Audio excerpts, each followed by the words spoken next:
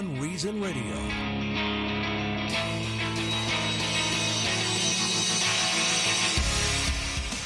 I told you.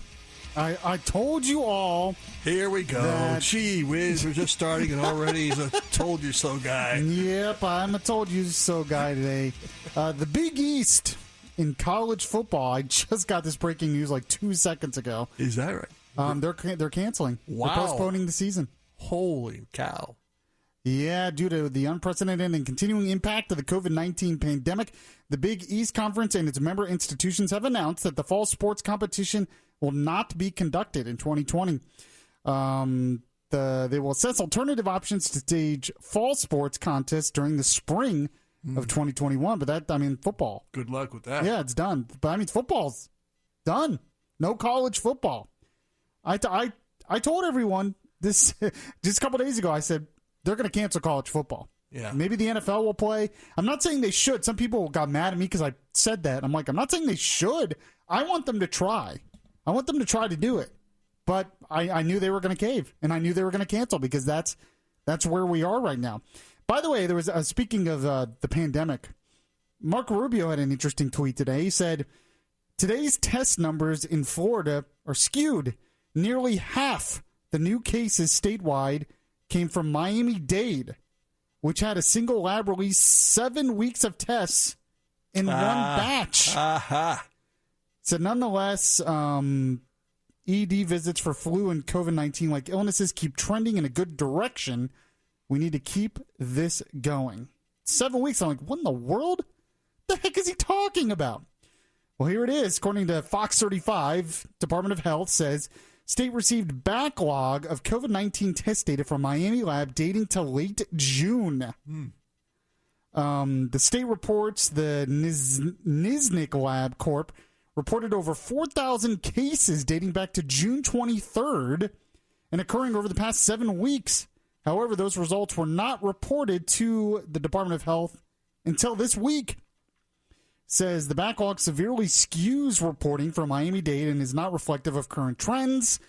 And then they also point out that they did an investigation, Fox 35 earlier this summer, that revealed a lot of labs are having 100% positivity rates and all this stuff. And this is such a... It's not possible. It's such a mess. This whole thing is such a mess. Why we can't get the numbers straight on this stuff, I just don't understand. This is why I tell people, don't look at the daily numbers. The daily numbers are basically useless. You have to look at trends over weeks, over months. And don't even look at the case numbers. I mean, you can look at it if you want, but the death count and the hospitalization numbers are really the important ones. But we can't even get all the information for that. So, yeah, that's good. This is where we are in Florida when we're trying to deal with the coronavirus. This is Beyond Reason Radio. I'm your host, Michael Yaffee, the voice of reason in the world that is beyond reason. We're on till 8 p.m. tonight here at News Radio WFLA Orlando.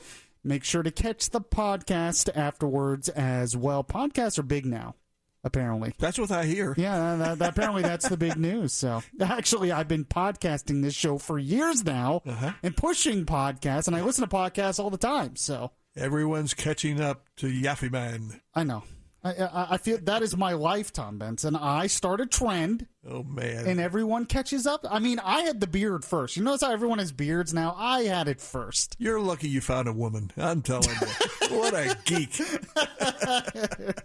Yeah, well, I can't argue with that contention at all.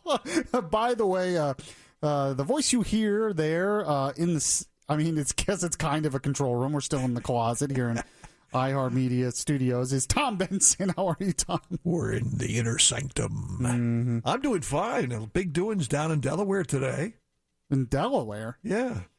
Mr. Biden and... Oh. You know, it shows how much I've been paying attention to that today. It was in a high school, I believe, in Delaware where they made their appearance. Well, came out of the basement. That's good. There were more flags than there were people in the audience. Have you noticed that in the stage?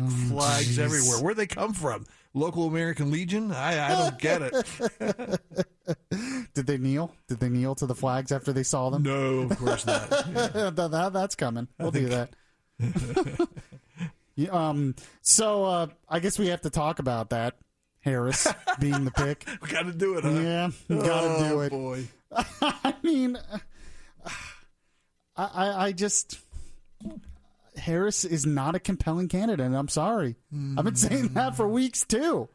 This idea that she is this amazing choice for vice president, and this is really going to help the Biden ticket, and they're going to beat Trump, especially because and she's going to be a great president one day. And I'm like, I mean, did you all pay attention a few months ago? Like, I don't think so. I saw a story today. I didn't read the details, so I don't know who did it, but the poll said 59% of the Democrats don't think Joe Biden will finish his term if he's elected. Wow, 59%? Yeah.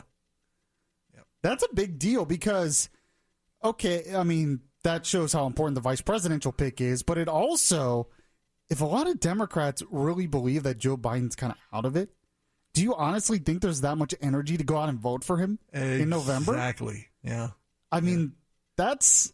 story in the Washington Post stated the election in November is between President Trump and Kamala Harris. It's like I said, even though she did terrible...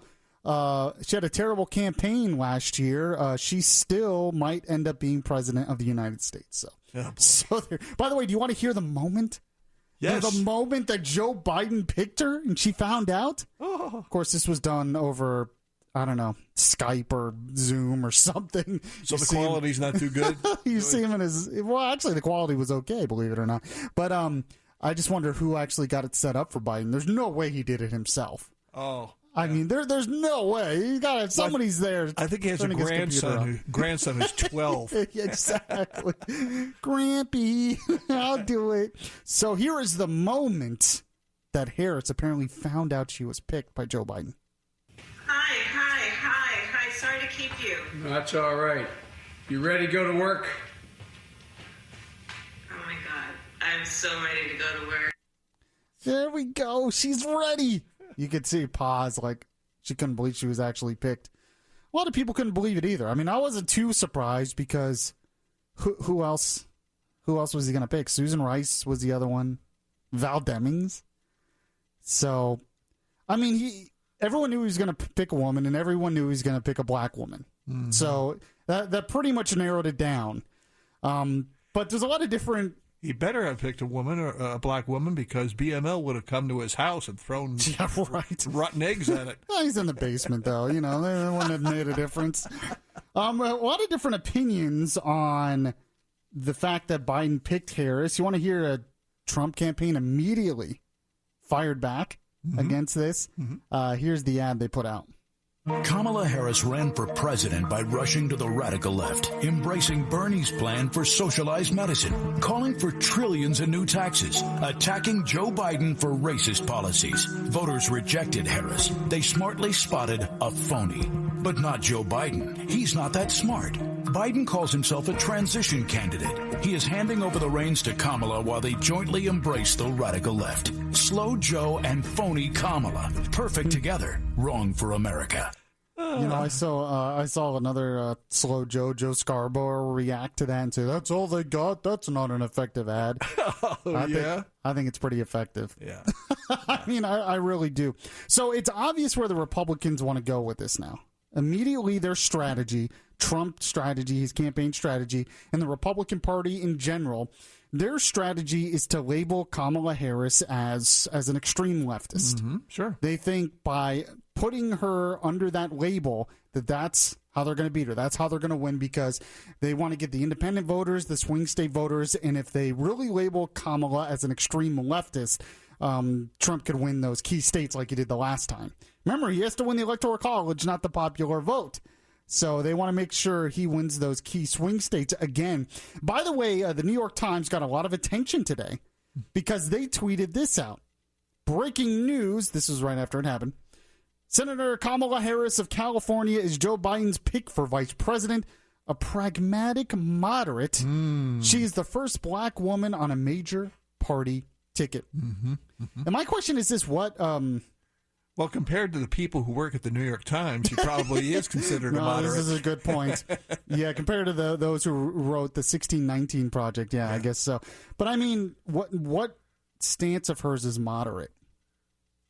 Can anyone think of what has she done that's moderate? Crickets, huh? Yeah. When you think of things she stood for when she was in the Senate or when she was running for president, what's moderate?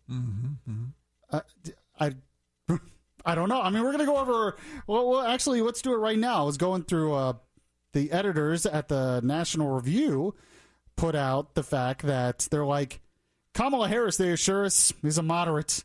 A moderate what? Moderate compared to whom? This is my question. Senator Harris is a moderate autocrat. Okay, there you go. This is the editors in the National Review. During the Democratic primary debate, she vowed to ban so-called assault weapons by executive order. When Joe Biden pointed out that the president has no such power and is obliged to follow the Constitution, she laughed in his face. She has a giggle that she does. As Attorney General in California, she abused her investigatory and prosecutorial powers to harass conservative-leaning policy groups, was part of an alliance of Democratic attorneys general that tried to make a crime out of climate denial, effectively seeking to criminalize dissent by pretending that it amounts to securities fraud of all things. She seeks to incarcerate the parents of truant children, and in California worked overtime to uphold unjust convictions obtained through official misconduct in the fabrication of evidence. Well, there's your pretty moderate. Moderate. Yeah. It says here she's also a moderate monopolist on health care, one who promises to abolish all existing health plans in favor of a single government-administered system. That's moderate. Yeah, that's what they said. We are not sure what that is moderate in comparison to, in so much as it would create in the United States a statist system far more centralized and regimented than what is in Switzerland or even Germany. We are squinting to see the definition of moderate in the American context that is only slightly to the left of Norway. So there you go. Why not take the jobs of thousands of people who work in the insurance industry and change it to bloating up the government with more bureaucracy? Makes sense to me. I mean, and we could go on and on and on. You know, another person who was pointing this out is Liz Cheney. She was on Fox News earlier this week. This is why I'm telling you, the approach of the Republican Party right now is to label her as an extreme leftist. They believe that this is the winning strategy. I'm not sure if that's really why Trump's going to win. I think there's something else that goes against Kamala Harris I'm going to talk about. But here's what Liz Cheney said.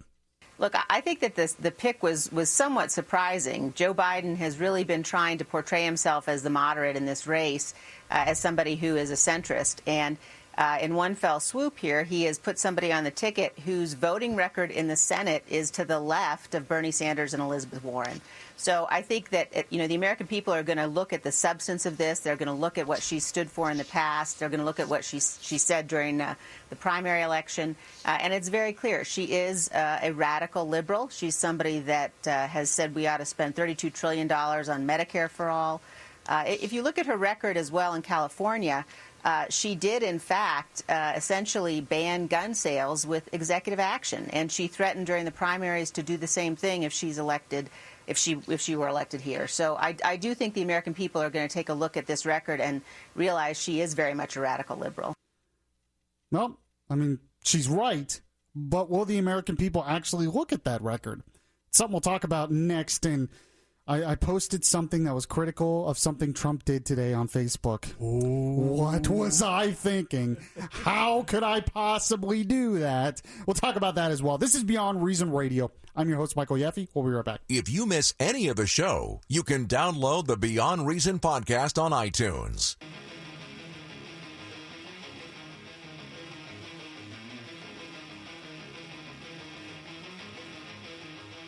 The voice of reason in a world that is beyond reason is back now. Welcome back to the show, everyone. As we were talking about in the last segment, it seems like the approach of the Republican Party, of conservatives, of the Trump campaign is to really go after Kamala Harris, who is now Joe Biden's VP pick, of course. Go after her on the basis that she is not a moderate, like the New York Times says, but is a radical leftist. I think that's a smart approach, but I don't think that's going to be what does her in. This is what hurts her even more. Let's see. Kyle Smith of the National Review also pointed this out. He said, shortly after Harris announced she was running for president on January 21st, favorable media coverage boosted her in the polls, and she was a strong third place in the primary. Mm-hmm. She enjoyed 12.3% support as of February 24th. That was the average of polls at the time.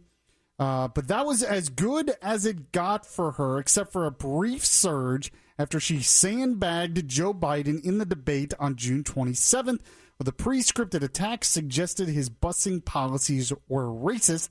Went up to 15.2% after that, but then started to crash. Mm-hmm. Follow-up reporting showed that her attack on Biden was purely opportunistic and cynical.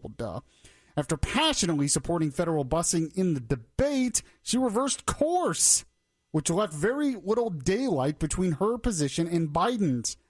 It turned out the wet firecracker busing attack was all she had, and she sank steadily as the debate season rolled on. By mid-August, she was back down to 8% support. By mid-September, 6%. By mid-October, 5%. When she dropped out of the race in December, she was 3.5%. Harris's favorability/unfavorability rating is 43 to 36, according to one poll. 39-43, according to another taken this month. So she is only 43% favorability. That's not good for someone you want as vice president. Mm-hmm. And she wasn't running for anything when the last poll was taken. So she was at 39% favorability in that last poll and wasn't running for anything. People still didn't like her. It says now that she's in the race again, those numbers are about to get much worse. That's the point I want to make. She's just not a compelling candidate. Mm-hmm. And now she never has been. People have get a chance to see how shallow she can be. And a lot of people are all of a sudden pointing out that there was this majesty about her. When she was running for president, everyone thought, "Ooh, she has got to be president." She's the it girl. She is compelling. Yeah. But no, she wasn't, and people saw through her. But so many on the left, they're so obsessed with identity politics that they get wrapped up on the fact that she's a black woman that they don't seem to care about the fact of who she actually is and how well she actually campaigns. The thing is, though, if she gets criticism from the right, they're going to be labeled as sexist and racist. Oh, well, they've already done that. Stephen Colbert on his show last night already predicted that Trump's going to be a racist against her. I mean, you talk about the typical playbook when it comes to this stuff. It's exactly what they're doing, and identity politics rules the day in that party now. But, Bret Baier on Fox News, he was asked about the media coverage now over Harris, and, I think he's exactly right. They're forgetting just how bad of a candidate she actually was. Here he is. I think there is some forgetfulness, maybe purposefully, to Kamala Harris's campaign. These same folks covered that. Remember that Senator Harris got out of the presidential campaign December 3rd, 2019. She didn't even make it to Christmas. That's 2 months before the Iowa caucuses. She got out because she was considered not a good campaigner and she didn't raise any money. Now, to hear some in the media say that she's an amazing retail campaigner and she had this magnetism that drew people to her, I just think disregards how the campaign ended. Now, she can be a very effective prosecutor, as I mentioned, in committee hearings. She can take the fight to Donald Trump, which is what I think the Biden campaign wants her to do. But to kind of re-picture her presidential campaign is a little disingenuous. Yeah, he's right. That's the biggest thing against her. She's just not very compelling. I do want to point out that she is dangerous, though. She's not someone who really cares about the Constitution, who cares about limited government, who cares about the process. Another David Harsanyi of the National Review pointed this out, says, I know I'm reading a lot from the National Review. They just have good stuff on her today. In style and policy, Harris epitomizes an authoritarian. It is not hyperbole to contend that Harris favors strict obedience to authority, especially that of the government, at the expense of personal freedom. It was Harris who promised that if elected president, she would give Congress 100 days to get their act together and have the courage to pass reasonable gun safety laws. And if they fail to do it, then I will take executive action. Where would Harris derive the power to ignore the Supreme Court and simply ban import of certain guns, which she has promised to do, or even pass gun safety laws without the consent of Congress? When Biden brought up this quandary, Harris answered, I would just say, hey, Joe, instead of saying, no, we can't, let's say, yes, we can. And she had that laugh. Oh, Harris isn't joking, he continues on here. If Congress fails to get its act together on progressive environmental policy, the California senator promises that as the president of the United States, I'm prepared to get rid of the filibuster to pass the Green New Deal. What's worse? Harris believes she can get rid of the filibuster, or that she supports a policy that calls for the banning of all fossil fuels, 99% of cars and planes, and meat eating, among other nonsensical regulations within the next decade. She also supports partisan packing of the Supreme Court. I mean, once suggesting that now District Judge Brian Boucher was unfit for office because he was a member of the Charitable Knight of Columbus. I mean, come on. So she actually is pretty dangerous. And she's really dangerous. She doesn't really care about the Constitution. Doesn't care about the process. It's a living document. Yeah. She cares about what she can do with it, with her own power. When she has power, she'll just do what she wants. Well, she's president. I can do it. By the way, this is one reason why I'm against something Trump did a week ago. Oh, here we go. I know. Hold on to your radio. This is Beyond Reason Radio. I'm your host, Michael Yaffee. We'll be right back. Subscribe to the Beyond Reason podcast today on your Stitcher app and hear the voice of reason anytime.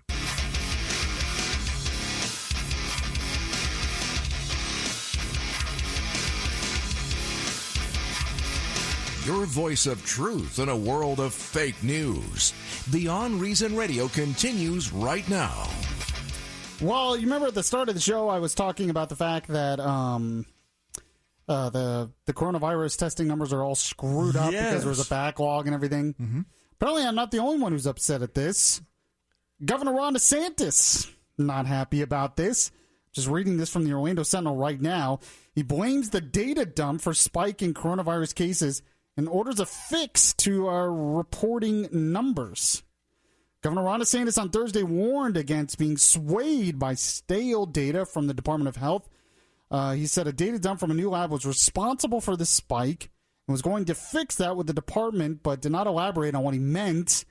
Was this a sudden surge in new infections? And no, he said. As it turns out, it was a data dump from a new private lab that included results from as far back as June. The data was stale. It was not indicative of current trends and much less a, quote, record day of fresh infections in Miami. He said stale test results shouldn't be used by policymakers to determine the way forward for students, parents, workers, and businesses in the here and now. The point of collecting data should be to illuminate, not obscure the actual facts on the ground, and I expect that to be fixed very shortly. So hopefully he does fix it, because that is a giant mess. So I guess I have to move on to the part of the show that a lot of people don't like. It's where I have to criticize President Trump and something he did. I know. Now, it's funny that I get criticized as having Trump derangement syndrome because I criticize something he did. Mm-hmm. Where I think it's actually the opposite. I think the people who refuse to criticize him, they just love him so much they don't really care what he does. Mm-hmm. It's just Trump did it, so it must be good. So that's the other extreme. That's not good either. Exactly. Yeah. It's not. It just becomes about personalities rather than, principles and the truth. I know. We don't. Should we discuss such things? Don't bother us with facts. Yeah. But speaking, by the way, of what's going on here, I'm going to talk about Trump's executive orders once again that he implemented over the weekend because Congress would not come up with a deal when it comes to coronavirus stimulus spending. Mm-hmm. One person who actually commented on this was Chris Wallace in Fox News. Now, he was trying to be fair here and blamed both sides, but according to him, he doesn't really see a deal coming down the pike anytime soon. Here he is. Nobody wants to be seen as refusing to come back to the table. Steve Mnuchin says the same thing. The key is, what are they going to discuss at the table? And at this point, I mean, they're more than $1 trillion apart, close to $2 trillion apart, and huge differences about aid to states and cities and the amount of aid to schools and a variety of other things. And, it's a darn shame. And, to a certain degree, I think you can criticize both sides because millions of people who are unemployed are not going to get as much money, maybe any money. There's a whole question about this $300 if the states don't put up money. The PPP for small businesses has run out. And I know, talking to some small businessmen who I have some dealings with, they're really suffering and are on just the edge of going out of business. So, if there was ever a time, and I understand, there are legitimate policy differences between the Democrats and the White House on a lot of these issues, but you would just think you'd rather have 50% of something than 100% of nothing. And at this point, they seem, both sides, more devoted to holding the party line than they do to coming up with something that will help a lot of people and a lot of businesses that are in real need right now. Of course, one of the best ways to get help to those businesses that are in need is to reopen the economy. Of course, it's a whole other issue. I just want to point out. But, he's trying to be fair in saying, it's really both sides being stubborn. From what I've seen, it's really the Democrats that are being stubborn because they thought it would be their political victory. They thought they could just hang it around Trump and say, look, he won't give you the benefits you need, so we're going to campaign against him using that. But then Trump said, "Wahaha! I'll just do it myself." Sure. And he does. And now the Democrats aren't quite sure what to do. They have to kind of complain that, it doesn't go far enough and all that stuff. Well, their only really claim to fame on this would be the fact that Trump seems to be robbing the Social Security bank to pay these. Well, that's for one part of it. And even that, I don't think people care about because they'll get less money in their paycheck. But when you talk about the national debt, it's just such a big number. People don't care. It just goes right over their heads. It's just money. I know. You know what I'm saying? Like, they know it's still going to, as long as they get that Social Security check every month, they don't care. They don't care about how the numbers get there. So I don't think that's really an effective attack by Democrats. And I totally get it. And I posted some of this on Facebook today. And what's really interesting is some of the response I got really proved my point. And I don't think people realize that, but they basically proved my point. I made the point today that there's a lot of frustration with Congress these days because they won't compromise. They'll just they won't get together to get things done. And voters want a man of action. They want Congress to just get something done. I don't care what it is, just do it. Fighter. Get stuff done because they hate gridlock. So Trump's like, this might be unconstitutional. This might be illegal, but the American people won't care because they'll see me as a man of action. It's a smart political calculation. Sure. I'm not going to deny that because most American voters out there, they're not thinking about the constitutionality of something Trump is doing when it's something like this. All they care about is Congress couldn't do it and Trump did it, and they're getting what they need, and they're like, oh, okay, great. But my point is they should think about the constitutionality. I wish more people would think about the constitutionality. I wish more people would think about the process because the process is important. There's a reason why it was put there. It was put there to protect your liberty. The point I made is this is a bad precedent that Trump is expanding. He didn't start it. Obama used executive orders. Bush used executive orders. He's merely expanding it. But he's expanding it in a way that I think is really dangerous because he's basically writing checks to the American people. Now, Andrew McCarthy, former federal prosecutor, points out that he doesn't have any power to do this. He says, a president has the power to dictate terms and confer benefits only insofar as Congress has granted it by statute. Congress has not statutorily empowered presidents to pay unemployment compensation to people who have lost wages due to COVID-19 job losses. It says, consequently, President Trump's unilateral executive action directing the Department of Homeland Security to divert disaster relief funding to pay $300 per week in lost wages compensation is unlawful and unconstitutional. So basically, Trump's like, well, I can do it because there's this fund here, and I'm the executive branch. We're just kind of moving where the funds go. But he makes the point it's still illegal. You can't You can't do it. That wasn't the original intention of the fund when Congress put it together. That's not how this works. But here's the thing. Trump could fight it in court and win because the courts give a lot of latitude to presidents these days. So when there's a fund there and the executive branch is in charge, he could take it to court, and there's a chance that even the courts would uphold it. So forget the legality part of it. When you talk about legality, you're talking about if judges will uphold it. I want to look at the overall constitutional point and why it's bad. Because, yes, there's gridlock in D.C. sometimes. Yes, Congress doesn't get stuff done. Yes, it can be hard to pass legislation in Congress. But here's the thing. That was the point. The whole point of how our government was put together was so Congress could not pass things really easily. Because once you give the government that much power to do that much really easily, that leads to tyranny. It always leads to tyranny. And yes, Trump might have good intentions now. Congress might have good intentions in the future. Other presidents might have good intentions. Kamala Harris might have good intentions when she takes away your gun rights. That's what she said she's going to do by executive order if she's president. Might be based on good intentions. But the whole point is, doesn't matter what your intentions are. You can't just do things because we're a free country of free people. The process was put there for a reason to protect your liberty. And so the point I made was that a lot of people don't care about that because they just want the benefits. And they hate Congress. And they love Trump. And I got a bunch of comments basically saying that very thing. They're saying, I don't understand. Trump had no choice, I heard. He had no choice. He had to do this because people needed it. That kind of thinking always leads to tyranny, I'm telling you. When you have dictators in the past, they always did it based on the idea that, well, they're helping the people. This is for your own good. This is for your own good.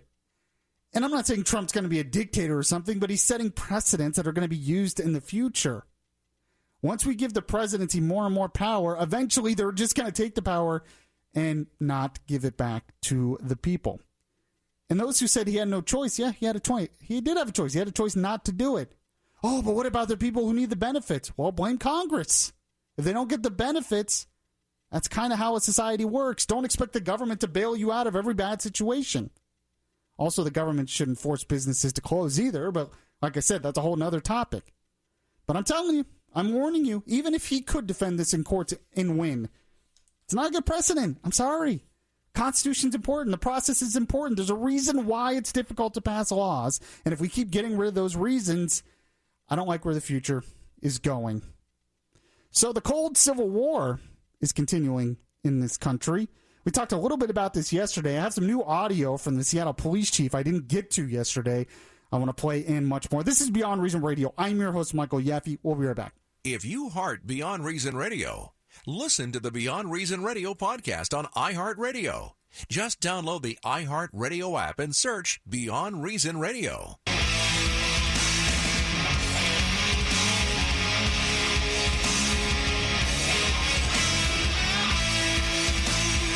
Safe space for conservative thought, not for political correctness.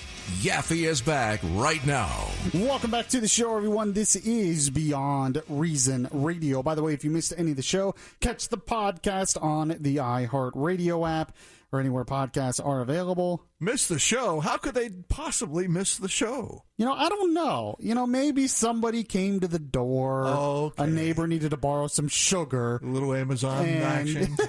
And you missed a few minutes, and you're like, no, Yaffee was making this brilliant point. So, yeah, you can catch it on the podcast, on the iHeartRadio app. So yesterday we talked a little bit about this, and it's been a theme on this show recently, what I call the cold civil war. What's going on in cities like Portland and Seattle, they're really just battlegrounds to the overall cold civil war.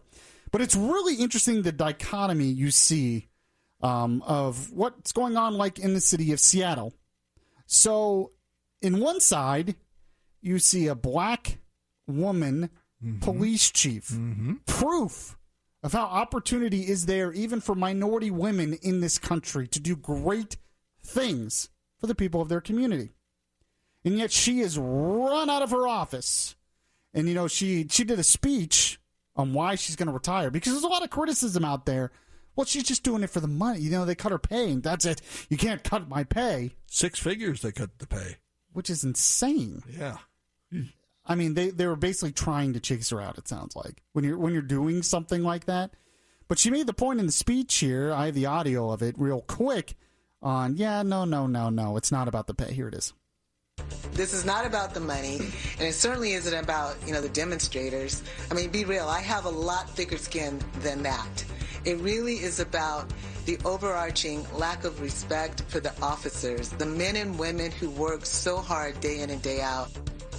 Can't argue with that. Yeah, you can't. And that's exactly right. The men and women officers of that city, many of them are minorities themselves, are being disrespected. They've been disrespected since the beginning of all of this. When they created that Chop Chaz zone, basically were forced out of their police precinct. What have we come to? But this is, like I said, this is all just a battleground in this cold civil war in this country. Because I just gave you one side of this. Someone, a well-respected leader, a black woman, who is proof, like I said, that there are still opportunities for minorities in this country. But then you have another black woman, Ariel Atkins. She is a Black Lives Matter organizer in Chicago. Mm-hmm. They were asking her about, because there was looting in that town. Not only is there a ton of violence in that town, mostly because the police are not respected, but there's been a lot of protests in that town, and there's been looting in that town. Listen to her response to all of that here. I care if somebody decides to loot a Gucci or a Macy's or a Nike, because that makes sure that that person eats. That makes sure that that person has clothes. That's reparations. That is reparations. Anything they want to take it, because these businesses have insurance. They're going to get their money back. My people aren't getting anything. Jeez. My people aren't getting anything. Now, when she talks about her people, who do you think she's talking about? I guess other African Americans right in her community. You would think, sure. They're not getting anything.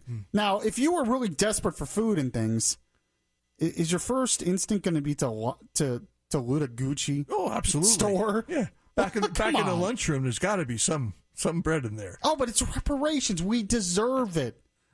Think about this. She's trying to convince you, if you're black, that you're not getting anything, which isn't true. Obviously, that organizer probably lives a pretty decent life and probably lives better than most blacks in the entire planet right now. Mm-hmm. So it's absurd. But the fact is, we just played a Seattle police chief who is a well-respected member of her community who's a black woman. That's proof right there that minorities can do well if you do it right. But it's not good enough because this isn't about Black Lives Matter. This is about the ideological war between American values, free markets, private property, and religious freedom versus communism, socialism, tearing down the system, and hating America. That's what this is. That's what this is about. Because it's obvious to point out their hypocrisy when they go after someone who is a black woman herself. It's obvious. So, Tom Benson, I didn't tell you about this, but maybe we should end the show. No, really? With something? With something. I'll give you a second here. All right. I just thought of it. Something that made Yaffee laughy.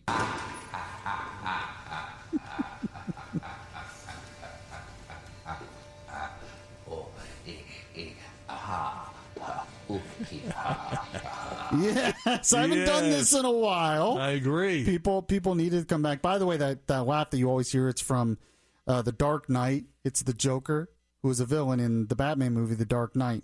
But I saw maybe one of the funniest memes today talking about the next Batman movie that came after that, The Dark Knight Rises. Mm-hmm. The villain in that movie, his name was Bane.